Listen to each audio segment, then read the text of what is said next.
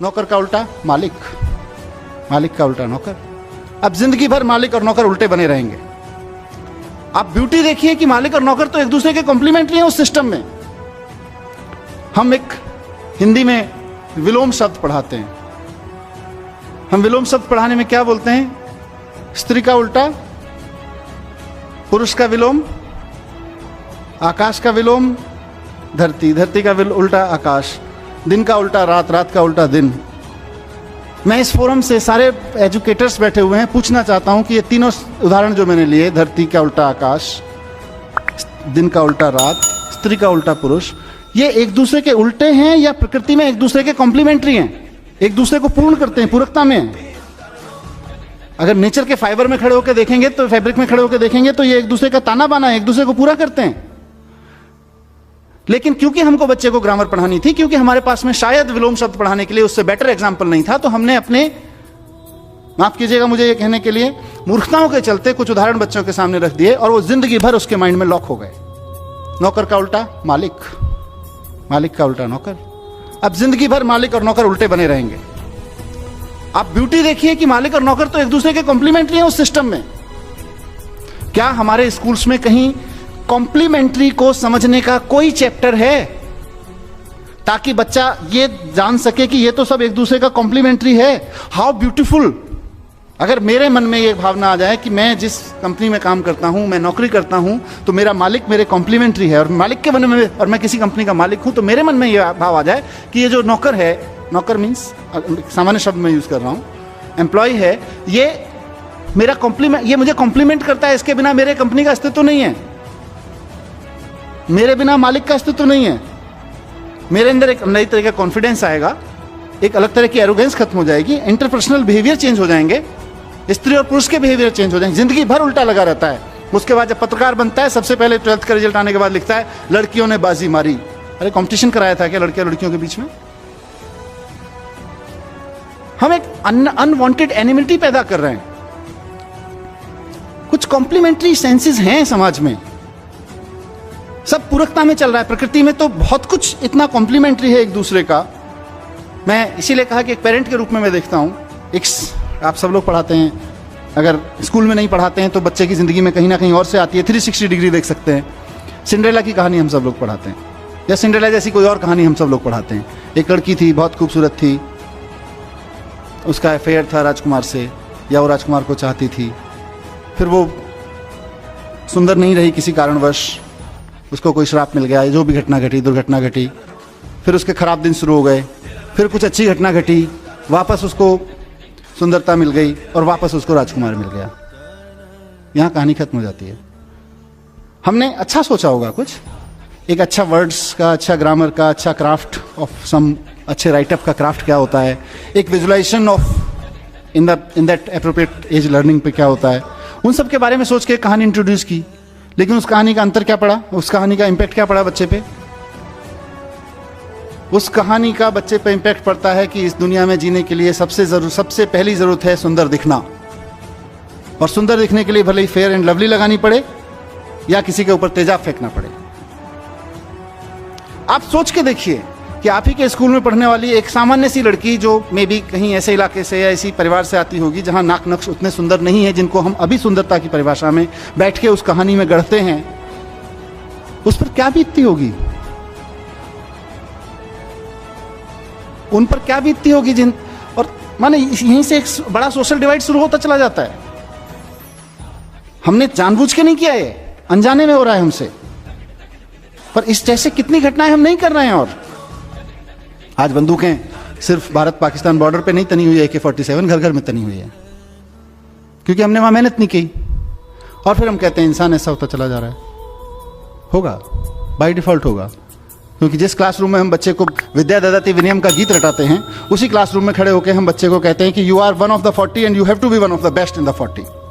आपको इन 40 बच्चों में सबसे पहले आके खड़ा होना है, और हर बच्चे को हम कह रहे हैं, और साथ साथ हम हर बच्चे को सिखा रहे हैं कि विद्या ददाति विनयम विनयादाति पात्रता कहां से आएगी। कंट्राडिक्शन है हमारे कंटेंट में और हमारे प्रोसेसेस में। मैं इसलिए कह रहा हूं कि शायद इस फोरम पे रख के मैं इस बात को कह सकता हूं। आज अगर मैं किसी ऐसे स्कूल के सामने खड़े होकर ये बात करना चाहूं जिसके क्लासरूम में, एक क्लासरूम में 100 बच्चे बैठ के पढ़ रहे हैं, जिसके बच्चे अभी टाट पे बैठ के पढ़ रहे हैं, मैं शायद उसको नहीं कह पाऊंगा, क्योंकि उसको पहले मुझे उसकी वो प्रॉब्लम सॉल्व करनी है। पर कम से कम जिस फोरम में आज मैं खड़ा हूँ, फॉर्चुनेट हूँ मैं इस फोरम के साथ बात रखने के लिए कि मैं इन मुद्दों पे आपसे बात कर पा रहा हूँ, कर सकता हूँ, और आप शायद उस बात को समझ सकते हैं प्रायोरिटी से। आपके मन में जब मैं ये बात कह रहा हूँ तो ये क्वेश्चन नहीं घूम रहा हम कैसे करें यार, हमको तो 150 बच्चे क्लास में बिठा के पढ़ाने पड़ रहे हैं, ऐसे ही होगा। सो हमारा कंटेंट बहुत कंफ्यूजिंग है। पूरे के पूरे स्कूल सिस्टम को एक नए सिरे से देखने की जरूरत है। जहां हम बहुत अच्छा डिलीवर कर पा रहे हैं, वहां हम अच्छी टीचिंग कर पा रहे हैं, अच्छा लर्निंग अभी नहीं है। लर्निंग नहीं है, उसका प्रमाण है कि किसी भी पढ़े लिखे आदमी के बारे में आप गारंटी नहीं ले पाएंगे कि आदमी जब सड़क पे गाड़ी चलाएगा तो ट्रैफिक रूल्स का वायलेशन नहीं करेगा। पढ़ाया तो था आपने, किसी एक एप्रोप्रिएट लेवल पे आके आपने ट्रैफिक रूल्स का चैप्टर पढ़ाया था, हाउ टू ड्राइव सेफ का चैप्टर पढ़ाया था, लेकिन लर्निंग नहीं हुई, सिर्फ टीचिंग हुई। ये उस बात का प्रमाण है। लर्निंग हो गई होती तो जिंदगी भर के लिए हो गई होती। 2+2 जिस वक्त आप लर्न करा देते हैं, 90 साल की उम्र में भी आदमी मरेगा तो 5 नहीं बोलेगा, 4 ही बोलेगा, 3.5 पे भी सहमत नहीं होगा, क्योंकि 2+2 आपने लर्न करा दिया। लेकिन ड्राइविंग के रूल्स, सेफ्टी के रूल्स आप लर्न नहीं कराते, आप टीच करते हैं। There is a basic difference between teaching and learning, और वो हम सोसाइटी में देख पा रहे हैं। सोसाइटी इंजीनियर्स मांगती है आपसे एक स्कूल के रूप में, आपसे डॉक्टर्स मांगती है, अच्छे अच्छे प्रोफेशनल्स मांगती है, लेकिन वही society, that's why I said, मैं स्वार्थ के तहत आया हूं आपके पास में, एक एजुकेटर से, एक प्रिंसिपल से, एक टीचर से, एक मैनेजमेंट ऑफ एजुकेशन से, एक एजुकेशन मिनिस्टर से अगर मैं इस तरफ आके खड़ा हो जाऊं, ये सोसाइटी वो कंटेंट मांग रही है आज कि साहब हमने 2.5 साल का अपना बच्चा आपको दिया, आपको उसको फिजिक्स पढ़ाना है, फिजिक्स पढ़ाइए, केमिस्ट्री पढ़ाना है, केमिस्ट्री पढ़ाइए, लेकिन जब वापस दें तो एक अच्छा स्किल्ड आदमी भी हो, लेकिन एक आदमी भी अच्छा हो। उसमें अभी हम फेल हैं। क्या कर रहे हैं हम लोग? गीता रटा रहे हैं। गीता पढ़ा नहीं रहे, रटा रहे हैं। हम वैल्यू एजुकेशन पढ़ा रहे हैं, वैल्यू ऑफ एजुकेशन नहीं पढ़ा रहे हैं। वैल्यू एजुकेशन के नाम पर कुछ घटनाएं मेरे साथ घटी हैं। अपने घटना, मैं एक क्लासरूम में गया, वहाँ मैं संयोग था, गांधी जी ने सफाई के बारे में क्या कहा है ये पढ़ाया जा रहा था। Obviously it was a government school, और उस कमरे में जाले लगे हुए थे। जिन डेस्क पर बच्चे नहीं बैठे हुए थे, उन डेस्क को सुबह किसी ने साफ नहीं किया था, और कमरे की बाकी हालत क्या होगी आप अंदाजा लगा सकते हैं। और हम गांधी जी के 3 चैप्टर पढ़ा के, गांधी जी के 3 सिद्धांत पढ़ा के कि गांधी जी के सफाई के बारे में क्या सिद्धांत थे, उस बच्चे को पासिंग मार्क्स देंगे जब वो कॉपी में लिख देगा, और हम अपनी इतिश्री कर लेंगे कि हमने तो सिखा दिया था सफाई, अब हम नहीं आई तो हम क्या करें। हम फॉर्मेलिटी कर रहे हैं पढ़ाने के नाम पे, और ऐसा बहुत सारी चीज़ों में हो रहा है। कुछ जाने हो रहा है, कुछ अनजाने हो रहा है। मैं अपने बच्चे के साथ जा रहा था, और उसको कहीं, मैं किसी स्कूल को ब्लेम नहीं करता, पर कहीं से आया कि ये सड़क पे बैठे हुए लोग तो I mean they are disgusting. उसने मुझे कुछ ऐसा, he was 6 years old that time, I mean not nasty but something negative about it. मुझे लगा ये क्या हो रहा है। वो किनारे भुट्टा वाला बैठा हुआ था, और उसने उसके बारे में कुछ कहा कि ये तो सब एंक्रोच करके बैठ जाते हैं टाइप का कुछ बोला। ठीक है, I am not supporting encroachment, but उस बंदे के प्रति अगर मेरे बेटे के मन में हीन भावना है, क्योंकि हम कॉम्प्लीमेंट्री साइंस पे बात नहीं कर रहे हैं। मैंने अपने बेटे से थोड़ी सी एक्सरसाइज की, मैंने उससे पूछा, बेटा भुट्टा खाते हो? हाँ जी। कब कब खाते हो? Whenever. Whenever means on what frequency? Almost twice thrice a week, sometimes daily also. भुट्टा कहाँ से मिलता है? फॉर्चुनेटली मैं दिल्ली से 50 किलोमीटर दूर मेरा गांव है, जहाँ मेरे परिवार के खेत हैं, वहाँ पे भुट्टा भी होता है। उसको ये पता था भुट्टा तो गांव से मिलता है। तो कब जाते हो गांव? 2-3 महीने में एक बार जाते हैं। तो अगर गांव से ही भुट्टा खाना पड़े तो कितना समय लगेगा भुट्टा मिलने में? कितनी बार भुट्टा खा सकते हो एक साल में? 1 बार, ज़्यादा से ज़्यादा 2 बार। लेकिन दिन में अगर हफ्ते में 2 बार खा लेते हो तो किसकी वजह से खा लेते हो? ये तो भुट्टे वाले भैया की वजह से खा लेते हैं। इंपॉर्टेंट है ये रिलेशनशिप पहचानना, ये रिलेशनशिप पहचानना इंपॉर्टेंट है। नेचर के, ये तो व्यक्तियों के साथ हमने रिलेशनशिप पहचान, कितना कॉम्प्लीमेंट्री फैब्रिक है, इसको हमने बात नहीं करते हैं। और हमारे पास कोई उदाहरण नहीं है, कोई चैप्टर्स नहीं है, कोई थ्योरीज नहीं है इस सब को बात करने की। नेचर के साथ ताने बाने को पहचानने की थ्योरीज नहीं है। आज हम बड़े शान से कहते हैं पेट्रोल की कीमत 50 रुपये लीटर, 60 रुपये लीटर। ये पेट्रोल कहाँ से आता है? ये ऐसी चीज़ें हैं जो मैंने की हैं, बच्चों के साथ डिस्कशंस किए हैं, जिनका जिक्र हिमांशु कर रहे हैं। मैं बच्चों के साथ जाता हूँ तो इन सब पे बात करता हूँ। पेट्रोल की कीमत 50 रुपये लीटर। पेट्रोल कहाँ से आता है? आपने रटा रखा है ठीक से, वहाँ गल्फ कंट्रीज़ में कुएँ हैं, असम में कुएँ हैं, वहाँ कुएँ हैं, वहाँ से निकल के आता है। उसमें कितना जाता है 50 रुपये में से? कुछ नहीं जाता। फिर ये 50 रुपये किस लिए है, इसका तो पता नहीं। तो क्या कर रहे हैं हम? बस हम उसको रटा रहे हैं, 50 रुपये की में पेट्रोल आ जाता है, और उसके बाद जितना बड़े बाप का बेटा उतना पेट्रोल फूंकने का अधिकारी। फर्क नहीं पड़ता है, क्या फर्क पड़ रहा है, कितना पेट्रोल फूंक रहे हैं। मेरे पिताजी ने रिश्वत लेके पैसे कमा लिए, उसके बाद मैं कितना ही पेट्रोल फूंक सकता हूँ। लेकिन अगर उस एज में हमने बच्चे को ये सिखा दिया कि इस धरती के सारे इंसानों की हैसियत नहीं है मिलके कि पेट्रोल की एक बूंद बना सकें। धरती के अंदर कई हजार साल की केमिकल सोशल अलग अलग तरह की प्रोसेसेस के बाद में एक पेट्रोल की बूंद तैयार होती है। उसको धरती से निकाल के मेरी गाड़ी तक लाने में, रिफाइन करने में कुछ लोग लगते हैं, उनका घर चल सके इसके लिए मैं 50 रुपये देता हूँ। तो उसको अचानक अपने 50 रुपये की कीमत भी समझ में आ जाएगी, कहाँ जा रहा है ये भी समझ में आ जाएगा, और पेट्रोल भी समझ में आ जाएगा। नेचुरल वे में जैसा है वैसे के तरीके से बात नहीं कर पा रहे हैं अपने क्लासरूम्स में। एक शब्द था जेंटलमैन। अब जेंटलमैन के ऊपर एक तस्वीर बना दी गई, अर्ली चाइल्डहुड एज, बहुत ही सूटेड बुटेड सा आदमी, एकदम ऐसे खड़ा हुआ, बैग लेके, टाई लगा के। अब क्या हो गया, उस बच्चे को समझ में आ गया कि जेंटलमैन तो ऐसा होता है, क्योंकि जिस एज में आप उसको ये जेंटलमैन सिखाने की कोशिश कर रहे हैं उसमें उसकी पिक्चोरियल अंडरस्टैंडिंग ज्यादा है, लर्निंग लेवल थ्रू पिक्चर्स ज्यादा है, पर वो उतना नहीं सीख रहा है जितना आप सिखाने की कोशिश कर रहे हैं। वो 360 डिग्री सीख रहा है, और ये हमको स्वीकार नहीं है कि बच्चा 360 डिग्री सीख सकता है।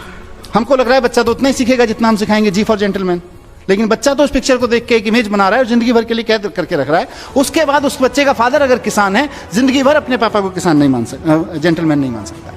अगर उस बच्चे के पापा कोई ऐसा काम करते हैं, सूट टाई वाई लगाने का काम नहीं है जिसमें प्रोफेशन में, जिंदगी भर नहीं मान सकता है। और मैं यहीं की बात कर लेता हूं, हमने सब ने वो पढ़ा हुआ है, यहीं मैं 4 लोग खड़े कर देता हूं और आपसे उस कोने में खड़े होकर बात करता हूं कि वो जो फलाने सज्जन खड़े हैं ना, कौन से वाले, the yellow shirt, know the gentleman kind of person, हम किसको मार्क करेंगे आप बता दीजिए। अगर एक आदमी टाई वाला हुआ तो हम इस कमरे में बैठे हुए लोग, पढ़ने वाले नहीं पढ़ाने वाले लोग, क्या हमारे माइंड में तुरंत क्लिक नहीं कर जाएगा कि हम किसके बारे में बात कर रहे हैं? जिस आदमी एक कुर्ता पजामा में खड़ा हो, एक बिना सूट बूट में ऐसे ढिंगरा साहब की तरह खड़ा हो, एक भाई साहब की तरह खड़ा हो टाई लगा के, और आप उस कोने में खड़े हो, I am talking about the gentleman kind of person. And believe me, how many of them in this room will not accept, will not point out exactly the person I am talking about. So ये क्या कर रहे हैं हम? कहाँ से आए हमारे अंदर? हमको भी किसी ने जेंटलमैन की पिक्चर दिखा दी होगी किसी समय, नोइंगली और अननोइंगली। हमारे पास जो बच्चा आ रहा है वो 360 डिग्री सीख रहा है। आज से 50 साल पहले पढ़ाने का तरीका आपका जो भी था वो बहुत अच्छा था, क्योंकि बच्चे के पास में इंफॉर्मेशन का सिर्फ 2 ही जरिया थे, स्कूल और पेरेंट्स। अनफॉर्चुनेटली पेरेंट्स के पास में इंफॉर्मेशन बहुत कम होती थी as compare to school and teacher. Teacher का इंफॉर्मेशन का, नॉलेज का लेवल कहीं ज्यादा हाई होता था, पेरेंट्स का comparatively and generally, specific cases की मैं बात नहीं कर रहा, कम होता था। उस वक्त आपने जो डिजाइन किया एजुकेशन का सिस्टम बहुत अच्छा था। आज की तारीख में बच्चे के हाथ में मोबाइल है, वो बच्चा अपने पेरेंट्स से ज्यादा जानता है, आप अपनी तो छोड़ दीजिए, वो दुनिया के इतने लोगों से अपने फोन पे बैठ के बात कर सकता है, इतने लोगों से कम्पीट कर सकता है, किस किस तरह के कंपटीशन में हिस्सा ले सकता है, आप अज्यूम नहीं कर पाएंगे। हम उस बच्चे को पढ़ा रहे हैं। आज हम उस बच्चे को नहीं पढ़ा रहे जिसका इंफॉर्मेशन के लेवल पे सिर्फ 2 ही सोर्स थे, और क्रेडिबिलिटी के नाम पर एक ही सोर्स था, टीचर। मदर फादर कभी भी किसी बच्चे के लिए क्रेडिबल सोर्स ऑफ इंफॉर्मेशन नहीं हुए थे, आज भी नहीं है। लेकिन अनफॉर्चुनेटली और फॉर्चुनेटली टेक्नोलॉजी यहां पहुंच गई है कि उस बच्चे के पास इतने सोर्स ऑफ इंफॉर्मेशन है कि टीचर्स के सारे कलेक्टिव सोर्स ऑफ इंफॉर्मेशन कम पड़ गए, स्कूल का हमारे सारे कैरिकुलम कम पड़ गया है उसके सामने। We have to shape up a mind which is being affected, which is being, let me use this word, which is being attacked day and night through every corner. हम पुराने ढोल पीट रहे हैं अभी, पुराने तौर तरीकों से उस बच्चे को हैंडल करने की कोशिश कर रहे हैं कि क्लासरूम होगा ओबीडेंट, माने जो बच्चा क्लास में कम बोलेगा, ज्यादा बोलेगा तो ओबीडेंट नहीं हुआ, जिस क्लासरूम में कम शोर मचेगा वो ज्यादा ओबीडेंट क्लास होगी, ऐसा ही हम लोग डिफाइन करके रखते हैं। तो ये हमारे पुराने तरीके किसी समय अच्छे रहे होंगे जब इवॉल्व हुए, आज नहीं है। आज उसको बोलने नहीं देंगे, वो बाहर निकलते ही क्या बोलेगा आपको अंदाजा भी नहीं हो सकता है। क्यों मैं कर रहा हूं इसकी बात, क्यों एज ए लीडर मेरी जरूरत महसूस हो रही है मुझको कि हमें एजुकेशन के कंटेंट पे क्लासरूम को एक आंदोलन में बदलने की जरूरत है। साथियों, आपके पास 40 बच्चे, 50 बच्चे, 30 बच्चे आपके क्लासरूम में बैठे हुए हैं और वो आंदोलन की सबसे बढ़िया, सबसे फर्टाइल ग्राउंड है। किस चीज के खिलाफ आंदोलन? वो जो समाज में चल रहा है उसके खिलाफ आंदोलन। समाज में धर्म के झगड़े चल रहे हैं, हमको क्लासरूम में बैठ के सेटल करना पड़ेगा कि ये बच्चा जब जाए तो उन धार्मिक झगड़ों में शामिल ना हो पाए। इवन को इन्फ्लुएंस भी करने की कोशिश करे तो उसको क्लैरिटी है, उसको इंटरनेट पे व्हाट्सएप पे भी कोई ऐसा मटेरियल मिले तो उसको क्लैरिटी रहे, नहीं I have understood it, this is rubbish, that we have to prepare for. धर्म के जाति के झगड़े हैं, क्षेत्रवाद के झगड़े हैं, क्रिटिकल नहीं है।